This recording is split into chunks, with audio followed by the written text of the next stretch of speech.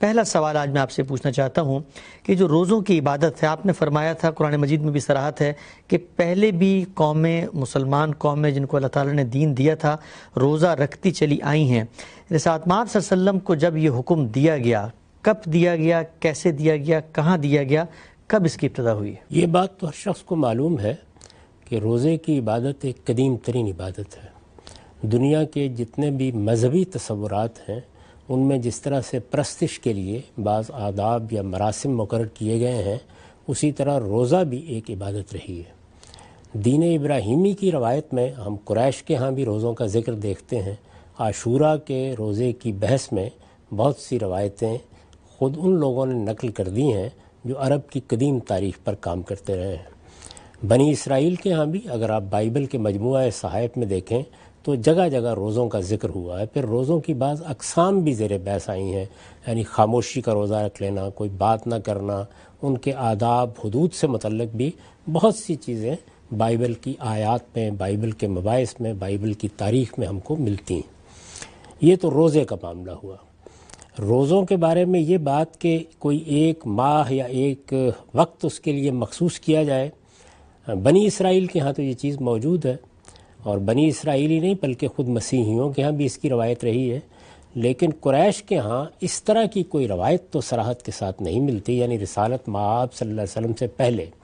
البتہ یہ بات تاریخ کی روایات سے واضح ہوتی ہے کہ رمضان کے مہینے کو ایک خصوصی حیثیت حاصل تھی۔ اچھا، پہلے سے حاصل تھی۔ اور یہ رمضان کا مہینہ ہے کہ جس کو عبادت کا مہینہ سمجھا جاتا تھا۔ چنانچہ غار حرا سے رسالت مآب صلی اللہ علیہ وسلم سے متعلق جو روایات ہم تک پہنچی ہیں ان سے یہ معلوم ہوتا ہے کہ اس ایک مہینے میں اعتکاف کی روایت رہی ہے۔ اچھا، اور یہ اعتکاف کی روایت یہ نہیں کہ رسالت مآب صلی اللہ علیہ وسلم سے شروع ہوئی ہے، یہ اس سے پہلے آپ کے دادا بھی اہتمام کرتے تھے، یعنی عبد المطلب بھی، ایک ماہ کا اعتکاف، جس میں ظاہر ہے کہ جس طرح سے ابراہیمی روایت میں دعا ہے، مناجات ہے، اللہ سے تعلق ہے، کچھ غور و فکر ہے، اس کا اہتمام کیا جاتا تھا۔ اسی طرح یہ بات بھی معلوم ہوتی ہے کہ اس مہینے میں جب اعتکاف کیا جاتا تو اس کے ساتھ ہی بہت کچھ انفاق، اللہ کی راہ میں خرچ، یتیموں اور مسکینوں کو کھانا کھلانا، اس طرح کی بعض اور نیکیوں کا اہتمام بھی لوگ کرتے تھے۔ اس طرح کی روایات ہم کو عرب کی قدیم تاریخ میں ملتی ہیں۔ رسالت مآب صلی اللہ علیہ وسلم پر جب اللہ تعالیٰ نے نبوت کا فیصلہ کیا اور یہ بتایا کہ اب آپ اللہ کے پیغمبر بنا دیے گئے ہیں، تو یہ معلوم ہوتا ہے کہ سب سے پہلے جن چیزوں کی تعلیم دی گئی ان میں اہم ترین چیز نماز تھی۔ نماز پہلے بھی موجود تھی، نماز کے تصور سے اہل عرب پوری طرح واقف تھے، بلکہ روایتوں سے معلوم ہوتا ہے کہ نماز کا اہتمام کرتے تھے، یعنی جس طریقے سے نماز پڑھی جاتی تھی اس کے بہت سے شواہد ہم کو صحابہ کرام سے ملتے ہیں، بلکہ میں نے خود اپنی کتاب میں وہ روایت نقل کی ہے، اور وہ بخاری کی روایت ہے، یعنی ہمارے ہاں بھی مستند روایتوں میں شمار ہوتی ہے کہ سیدنا ابو ذر یہ بیان کرتے ہیں کہ میں تو رسول اللہ صلی اللہ علیہ وسلم کو ملنے سے پہلے ہی نمازوں کا پابند ہو گیا ہوا تھا۔ تو نمازوں کا اہتمام کرتے تھے، قریش بھی کرتے تھے، یعنی ان کے صالحین جس طرح ہمارے ہاں ہوتا ہے۔ اور یہ بات بھی معلوم ہے کہ خود قریش کے اندر بہت سے لوگ تھے کہ جو یہ سمجھتے تھے کہ ہم تو ابراہیمی روایت کے مطابق دین کے آداب بجا لاتے ہیں۔ رسالت مآب صلی اللہ علیہ وسلم کی اپنی شخصیت کے بارے میں بھی یہ معلوم ہے کہ آپ نے کبھی نبوت سے پہلے بھی شرک نہیں کیا، آپ توحید ہی کے ماننے والے تھے، آپ نے کبھی وہ چیزیں نہیں کی کہ جو مشرکانہ بدعات کے تحت اختیار کر لی گئی تھیں۔ رسالت مآب صلی اللہ علیہ وسلم کی عمرہ اور حج کرنے کی جو روایتیں پہلے سے معلوم ہیں ان میں بھی یہ واضح ہوتا ہے کہ آپ نے حج اسی طریقے کے مطابق کیا، یعنی نبوت سے پہلے بھی اسی طریقے کے مطابق کیا جو اب ہمارے لیے مقرر کیا گیا ہے، اور قریش نے جو بدعتیں اس میں داخل کر دی تھیں ان میں سے کسی کا آپ نے ارتکاب نہیں کیا۔ چنانچہ روزے رکھنے کے معاملے میں بھی یہ صاف معلوم ہوتا ہے کہ ایک عمومی طریقہ تو اختیار کر لیا گیا تھا کہ روزے رکھے جاتے تھے۔ چنانچہ عاشوراء کے روزوں کے بارے میں آپ کو بہت سی روایات ملتی ہیں کہ ان کا اہتمام ہونے لگا تھا، لیکن جو کچھ ہمارے پاس تاریخی معلومات ہے اس سے یہی واضح ہوتا ہے کہ مدینہ میں آنے کے بعد کسی وقت رسالت مآب صلی اللہ علیہ وسلم نے اللہ تعالیٰ کی ہدایت کے تحت لوگوں کو اس کا پابند کیا ہے کہ اب ہم رمضان کے یعنی اس پورے مہینے کے روزے رکھیں گے۔ ٹھیک، تو یہ پورے مہینے کے روزے رسالت مآب صلی اللہ علیہ وسلم نے جاری کر دیے،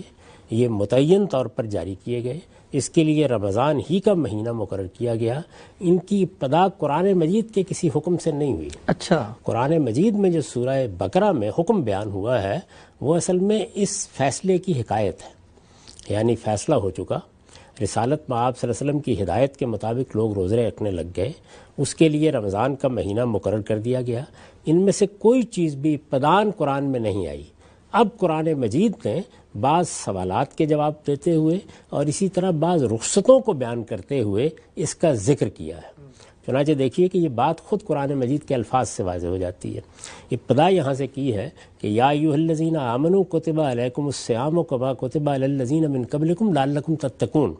یعنی یہ جو روزے تم پر فرض کیے گئے ہیں، کون سے روزے؟ وہی جو رسالت مآب صلی اللہ علیہ وسلم پہلے فرض کر چکے ہیں۔ ٹھیک، یعنی روزوں کی عبادت فرض کی جا چکی ہے، ایک متعین طریقے سے فرض کی جا چکی ہے، ایک متعین مہینے میں فرض کی جا چکی ہے۔ تو فرمایا کہ یہ جو روزے تم پر فرض کیے گئے ہیں ایمان والو، یہ بالکل اسی طرح فرض کیے گئے ہیں جس طرح اس سے پہلی امتوں پر یہ فرض رہے ہیں۔ میں نے ابھی ذکر کیا کہ پہلی امتوں میں روزے کا تصور بھی موجود تھا اور ان کے لیے کچھ مخصوص ایام بھی تھے، لیکن یہ بات نہیں معلوم ہوتی کہ وہ رمضان ہی کا مہینہ تھا۔ رمضان کا مہینہ مشرکین عرب کے ہاں ایک خصوصی حیثیت رکھتا تھا اور عبادت اور اعتکاف کا مہینہ سمجھا جاتا تھا۔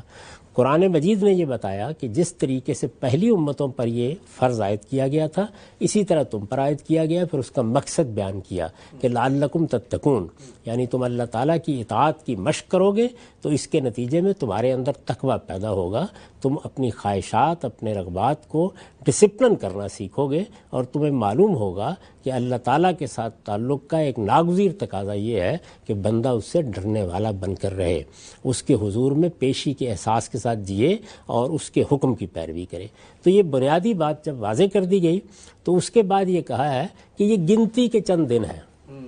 تو ظاہر ہے کہ ایک چیز پہلے سے معلوم ہے، متعین ہے کہ یہ گنتی کے چند دن ہیں۔ اس کی وضاحت میں نے بھی لکھا ہے، استاد امام نے بھی لکھا ہے کہ یہاں در حقیقت یہ بتانا مقصود ہے کہ یہ 29-30 دن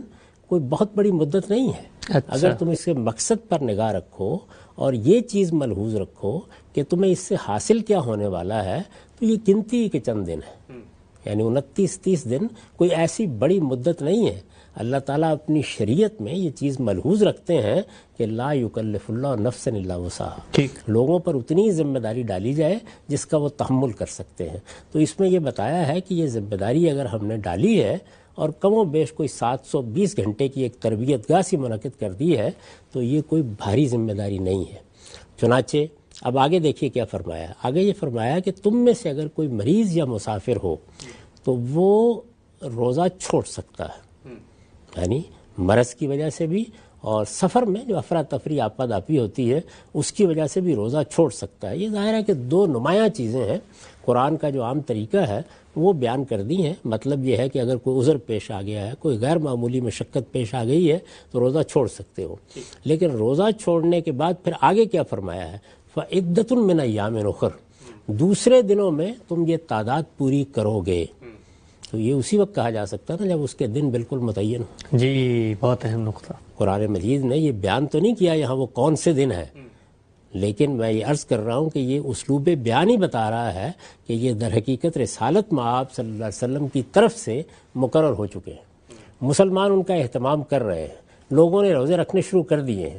اب اس کے بعد اللہ تعالیٰ یہ بتاتے ہیں کہ یہ تم پر فرض کیسے کیے گئے ہیں، ان کا مقصد کیا ہے، اور ان میں اگر کوئی سفر یا مرض درپیش ہو جائے یا کوئی عذر درپیش ہو جائے تو اس موقع پر تمہارے لیے کیا قانون ہے، رخصت کا قانون بیان کیا ہے۔ اس کے بعد اگر آپ دیکھیں تو کچھ وقفے کے بعد، یعنی کچھ مدت کے بعد پھر اس موضوع کو لیا ہے اور وہاں یہ بتایا ہے کہ اس کے لیے رمضان کا مہینہ کیوں مقرر کیا گیا، اور اس میں جو رخصت اوپر دی گئی تھی اس میں بھی ترمیم کر دی گئی ہے۔ اور آگے پھر اللہ تعالیٰ نے یہ بات بھی واضح کی ہے کہ لوگوں کے ذہنوں میں جو کچھ سوالات پیدا ہو رہے ہیں، ظاہر ہے پہلے سے ایک مذہبی روایت موجود ہے، اہل کتاب بھی روزے رکھتے ہیں، اس کی بنیاد پر اگر کچھ سوالات پیدا ہو رہے ہیں تو ان کا جواب یہ ہے۔ تو اس سے یہ بات خود واضح ہو جاتی ہے کہ روزوں کے لیے رمضان کے مہینے کو رسالت مآب صلی اللہ علیہ وسلم نے مقرر کیا، ظاہر ہے اللہ کی ہدایت کے مطابق مقرر کیا، یہ آپ ہی کی طرف سے شروع کیے گئے، روزے لوگوں نے رکھنے شروع کر دیے۔ قرآن مجید میں سورہ بقرہ کی آیات پہلے سے جو چیز عمل میں آ چکی ہے اس پر تبصرہ کرتے ہوئے کچھ رخصتیں بیان کرتی ہے، کچھ سوالوں کے جواب دیتی ہے۔ ہم سب بہت ہی تفصیل سے آپ نے بتایا کہ روزے کی جو تاریخ ہے، روزے کی ابتدا کیسے ہوئی، رسالت مآب صلی اللہ علیہ وسلم کا